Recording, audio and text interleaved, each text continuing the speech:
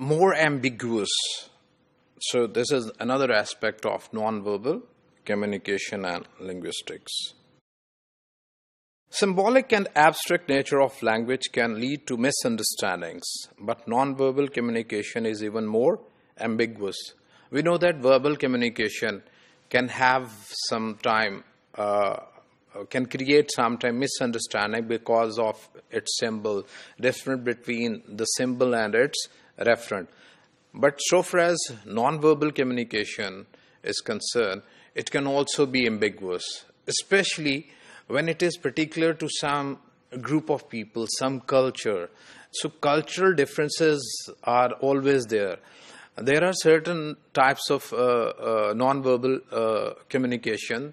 For example, individual verbal communication, group verbal communication, universal verbal communication, and unrelated verbal communication.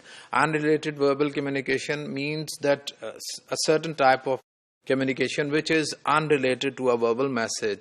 For example, if I sneeze while talking, so my sneeze is a non-verbal communication, but it is unrelated to my verbal communication.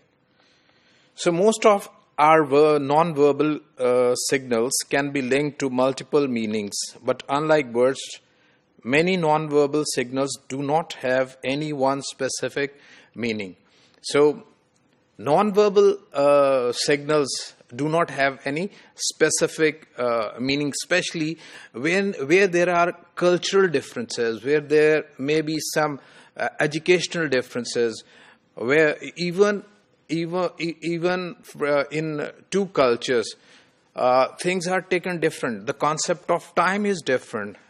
The concept of space is different. For example, if we take American culture, so far as the concept of space is concerned, people like to sit from each other at a distance of at least 18 inches. So when we take the same concept of distance in Middle East, they like to be as close to each other in an interpersonal interaction as possible. So it is very difficult to understand where cultures are concerned. Like context clues in a sentence, a paragraph, to derive meaning from a particular word, we can look for context clues in non-verbal messages. This is very important.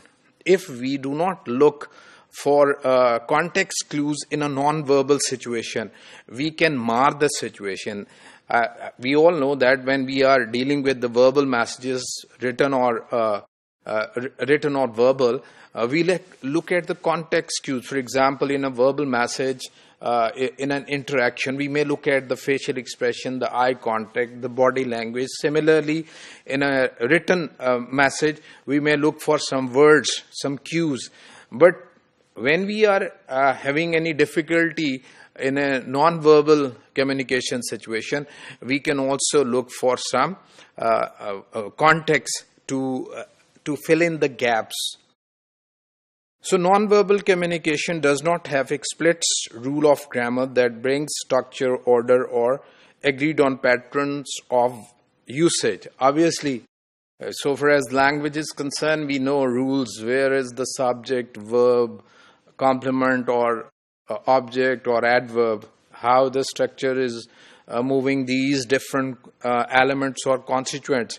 But when it comes to non-verbal communication, we know that non-verbal communication has no structure like the verbal.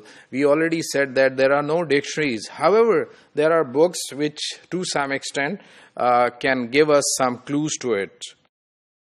We implicitly learn norms of non-verbal communication, which leads to greater variance. While, as we said, that they are culturally based, non-verbal communication is culturally based. So when we grow in a culture, we learn the non-verbal norms of that culture. But when we especially interact in another culture, it becomes very difficult for us to know their standard of non-verbal communication or norms of non-verbal communication unless we have spent some time there. So more idiosyncrasies in our usage of non-verbal communication, then with verbal communication. So everyone has his or her own idiosyncrasies, his own pattern of using non-verbal communication.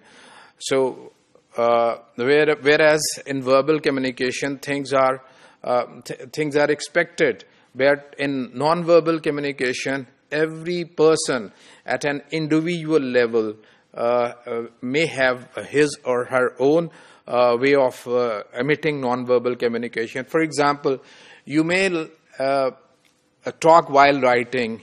You may listen to music while reading. So this can be your own non-verbal messages, or these your own idiosyncrasies of usage of non-verbal communication.